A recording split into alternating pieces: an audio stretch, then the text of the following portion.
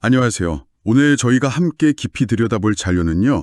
구약 성경에서 분량은 짧지만 아주 강렬한 펀치를 날리는 책이죠. 바로 하박국서에 대한 해설서입니다. 혹시 이런 적 있으세요? 세상이 너무 불공평해서 화가 나는데 그래서 정말 간절히 기도했더니 돌아온 응답이 상황을 더 끔찍하게 만드는 것 같을 때요? 있죠. 바로 그게 예언자 하박국이 마주했던 거대한 딜레마였습니다. 네. 이 책은 신을 향해서 아니 대체 왜 이러십니까? 하고 따져 묻는 날선 길문으로 시작하거든요. 그런데 끝날 땐 모든 절망을 뛰어넘는 믿음의 고백으로 끝나요. 정말 한편의 격렬한 영적 씨름 기록 같죠. 그렇죠. 청취자께서 보내주신 자료를 따라가 보면요. 이게 그냥 오래된 종교 서적이 아니에요. 한 인간이 자신의 세계가 막 무너지는 그 앞에서 어떻게 신과 대면하는지 그 생생한 기록입니다. 그래서 저희는 하박국이 살았던 시대의 그 공기를 좀 느껴보고 또 그의 의심과 분노를 따라가 보면서요. 그가 어떻게 이해할 수 없는 현실 너머의 무언가를 신뢰하게 되는지 그 마음의 여정을 함께 걸어볼 겁니다. 혼란스러운 시대를 사는 우리에게 던지는 질문도 아주 많을 것 같네요. 네, 분명 그럴 겁니다. 좋습니다. 그럼 먼저 이 이야기의 무대부터 한번 살펴보죠. 주인공 하박국. 자료를 보니까 사실 이 사람에 대해서 알려진 게 거의 없다고 하네요. 맞습니다. 예레미야나 스바냐 같은 다른 예언자들이랑 비슷한 시기에 활동했을 거다. 이 정도 추측뿐이고 개인사는 완전히 베일에 쌓여 있어요. 네, 맞아요. 하박국이 어떤 사람이었는지보다 훨씬 더 중요한 게 뭐냐면요. 그가 언제 이 절규를 토해냈냐는 점입니다. 아, 시점이요? 네, 자료의 결정적인 단서가 1장 6절에 나오는 갈대아 사람, 그러니까 바빌로니아에 대한 언급이에요. 아, 바빌로니아요. 네, 이들이 곧 닥쳐올 재앙으로 묘사되거든요. 이게 뭘 말하냐면 당시 세계 최강이던 아시리아 제국이 막 무너지고 기원전 612년이죠. 그 자리를 신흥 강대국 바빌로니아가 무섭게 치고 올라오던 때 아, 기원전 605년 직전에 바로 그 상황을 가리킵니다. 국제정세가 그야말로 살얼음판을 걷는 그런 시기였군요. 그뿐만이 아니죠. 유다 왕국 내부는요. 극심한 부패랑 부의로 완전히 썩어 들어가고 있었어요. 내부적으로도 문제가 심각했군요. 네. 힘 있는 사람들은 약한 사람들 착취하고 법은 있으나 마나 하고요. 그러니까 밖으로는 초강대국의 위협이 시시각각 다가오고 안으로는 사회 시스템이 완전히 붕괴하던 그야말로 총체적 난국이었네요. 맞습니다. 그리고 바빌로니아는요. 그냥 힘센 나라 정도가 아니었어요. 자료에 따르면 이 사람들은 정복한 도시의 엘리트들을 모조리 끌고 가거나 처형했고요.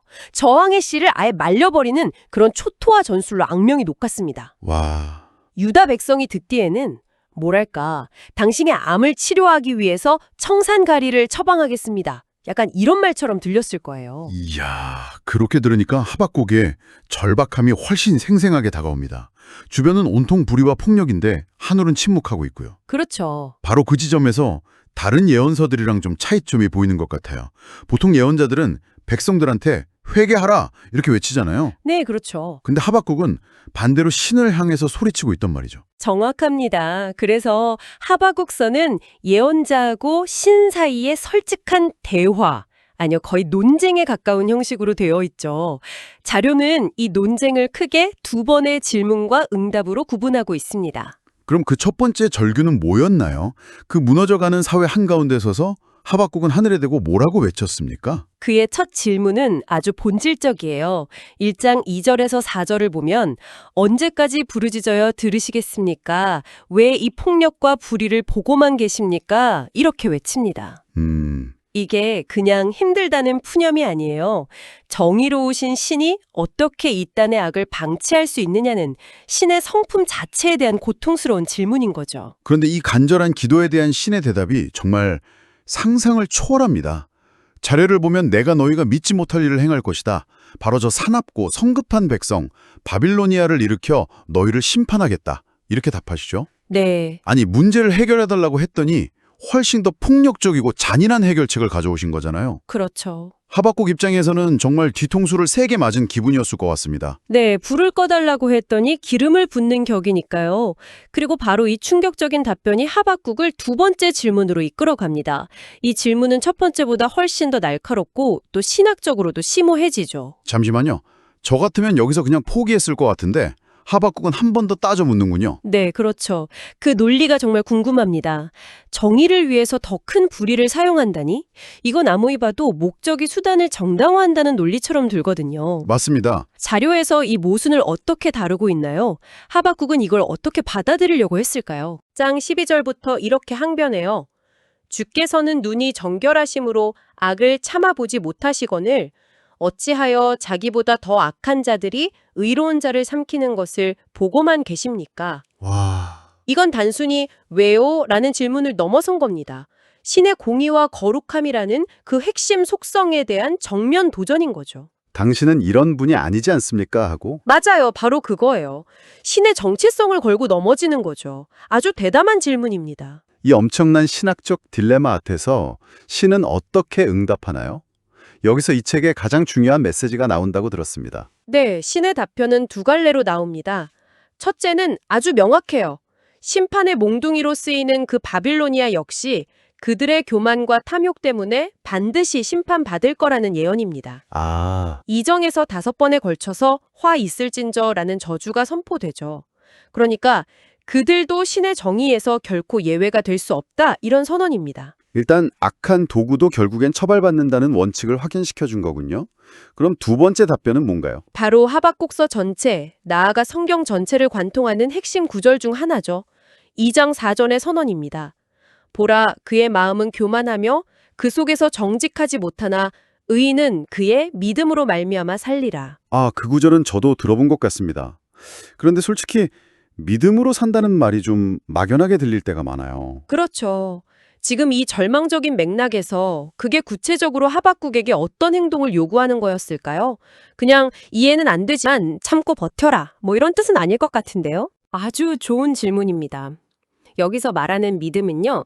단순히 지적으로 동의하거나 뭐 막연히 잘 될 거라고 기대하는 그런 긍정적인 마음가짐이 아니에요. 네. 자료는 이 믿음을 훨씬 더 능동적인 개념으로 설명하거든요. 네.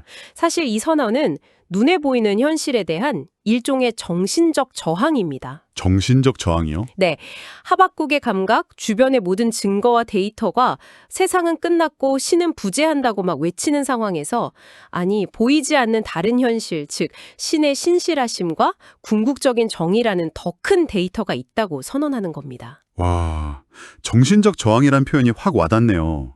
절망적인 데이터에 맞서서 다른 데이터를 선택하는 그런 의지적인 행위라는 말씀이시군요. 그렇습니다. 이건 왜라는 질문의 수렁에 빠져서 허우적대는 대신에 누구를 신뢰할 것인가로 관점을 전환하는 결정적인 도약이죠. 아, 하박국은 여전히 왜 자기 민족이 더 악한 민족에게 고통받아야 하는지 완벽하게 이해하지 못했어요. 하지만 그는 이제 이해할 수 없는 상황이 아니라 신뢰할 수 있는 신에게 자신의 존재를 걸기로 선택한 거죠. 그게 바로 믿음으로 사는 삶의 시작이군요. 맞습니다. 이 치열한 대화가 끝나고 나면 책의 분위기가 180도 바뀝니다. 1장, 2장이 굉장히 격렬하고 긴장감 넘치는 논쟁이었다면 3장은 마치 폭풍이 지나간 뒤에 고요함 속에서 울려 퍼지는 노래 같아요. 네. 자료에서는 이걸 기도 또는 시편이라고 부르던데 어떤 변화가 일어난 건가요? 하박국은 신의 응답을 통해서 이해가 아니라 신뢰를 선택했고요. 그 결과 그의 언어는 탄식에서 찬양으로 바뀝니다. 그런데 이 찬양이 그냥 감사합니다 이런 수준이 아니에요. 3장의 묘사는 굉장히 강렬하고 심지어 좀 무섭기까지 합니다. 신이 마치 전삭처럼 나타나서 땅을 뒤흔들고 산을 부수고 바다를 가르는 장면이 펼쳐지거든요. 그러게요. 단순히 과거에 좋았던 일들을 회상하는 걸 넘어서 신의 그 파괴적이고 압도적인 힘을 묘사하고 있잖아요. 네. 지금 바빌로니아라는 그 파괴적인 힘 때문에 고통받고 있는데 왜 굳이 신의 그런 무서운 모습을 떠올리는 걸까요? 그게 어떻게 위로가 될 수 있죠? 좀 역설적으로 들리는데요. 바로 그 점이 핵심입니다. 하박국은 여기서 나를 따뜻하게 안아주는 신을 찾는 게 아니에요. 아, 그는 곧 닥쳐올 바빌로니아라는 거대한 혼돈과 폭력을 감당할 수 있을 만큼, 아니 그보다 훨씬 더 강력한 존재를 확인하고 싶었던 겁니다. 그렇군요. 3장의 이미지는 내가 믿는 신은 바빌로니아 정도는 가뿐히 제압할 수 있는 온 우주를 통제하는 분이다 라는 선언인 셈이죠. 작은 불을 끄기 위해 소방차를 부르듯이 거대한 재앙 앞에서 그 재앙을 압도할 수 있는 신의 절대적인 주권을 다시 확인하는 과정입니다. 두려움에 맞서기 위해서 더 큰 경외감을 선택한 거죠. 아하, 관점의 전환이군요.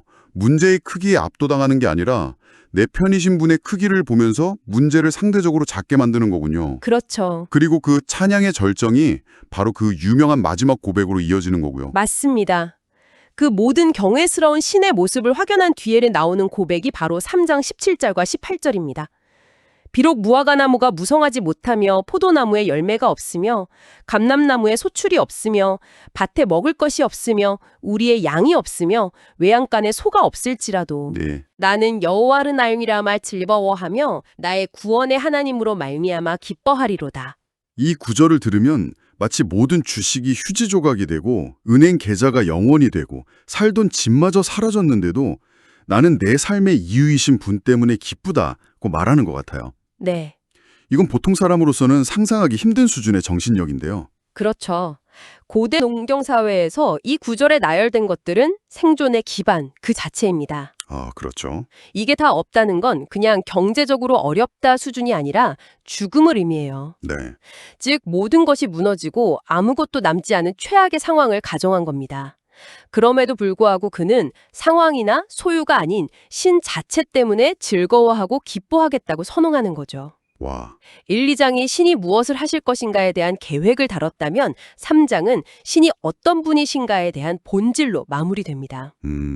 하박국은 자신의 질문에 대한 완벽한 로드맵을 받지는 못했지만 자신이 모든 것을 걸고 신뢰할 수 있는 분이 누구인지를 다시 확인한 것이죠. 네. 오늘 우리는 하박국이 던진 그 고통스러운 의심에서 시작해서 어떻게 그 모든 것을 뛰어넘는 절대적인 믿음의 고백에 이르게 되는지 그 치열한 여정을 따라가 봤습니다. 네. 그가 원했던 명쾌한 해답, 왜 착한 사람이 고통받고 악인이 형통합니까?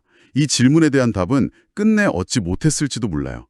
하지만 그는 가장 필요했던 것, 즉 그럼에도 불구하고 신뢰해야 할 이유를 얻었습니다. 그리고 그것이 오늘 청취자분께 이 자료가 던지는 가장 큰 울림일 겁니다. 하박국서는요, 신앙적인 의심이나 질문을 나쁜 거라고 억누르라고 말하지 않아요. 오히려 그 모든 것을 정직하고 솔직하게 신 앞에 쏟아놓으라고 격려하죠. 진지한 질문과 고민의 과정 자체를 존중하면서 그 과정 끝에 흔들리는 삶을 붙잡아주는 신뢰라는 닻을 발견할 수 있음을 보여줍니다. 네. 이것은 고대의 이야기가 아니라 정말 예측 불가능한 시대를 살아가는 우리가 어떻게 믿음의 문제와 씨름해야 하는지를 보여주는 하나의 모델인 셈입니다. 마지막으로 청취자분께 생각해볼 질문 하나를 던져드리고 싶습니다. 이 책은 하박국이라는 한 개인의 지극히 내밀한 영적 싸움의 기록입니다. 그렇죠. 그런데 그의 깨달음이 유다 공동체에 어떤 영향을 미쳤는지, 그의 기도가 나라를 구했는지 이런 거에 대해서는 아무런 언급 없이 그냥 끝나버립니다. 맞아요. 그렇다면 이토록 개인적인 고뇌와 깨달음의 기록이 수천 년이 지난 오늘 우리에게까지 공개적으로 읽히는 이유는 무엇일까요? 한 개인의 깊은 신념이 그가 속한 공동체가 마주한 거대한 위기 앞에서 과연 어떤 의미를 가질 수 있을지 한번 깊이 생각해 보시는 것도 좋겠습니다.